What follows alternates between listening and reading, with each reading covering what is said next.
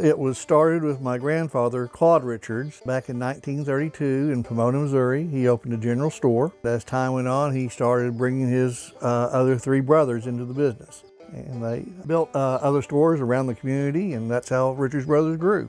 I don't think there were any paved roads. Everything was dirt roads, a very rural community, mostly farming community. The farmers would come in usually about once a week or so. I remember though when we were downtown, Fridays would be the big day where people would come out from the country, come to town on Fridays, and that was always a big day.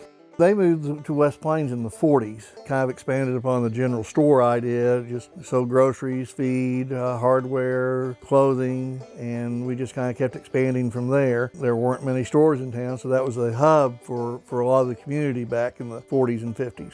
In the 50s, as both businesses, as everything was growing, they saw a need to kind of separate the two buildings. The feed was separated out and brought down here to the current location, and the grocery store stayed on Washington Avenue. The biggest change is the makeup of the community. The area is not as rural as it used to be. In the 40s, 50s, 60s, even 70s, you had a lot of people who were full-time farmers. That was their sole business. That's all they did. The hog business was huge here, and the dairy business was huge. Those dynamics have changed. The hog business, of course, has pretty much disappeared, and the dairy business struggles. You don't see as many full-time farmers, but we have a lot of people who farm and have other jobs, so you have to relate to them and have products and services that meets their needs for people who aren't on the farm 24 hours a day.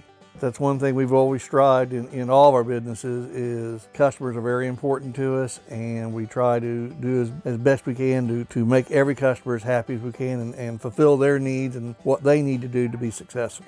By carrying Purina, we think that's as good an animal feed as you can get. Purina puts tons and tons of hours of research every day into animal feeds, and not just cattle and horses, but of course, Purina feeds every kind of animal.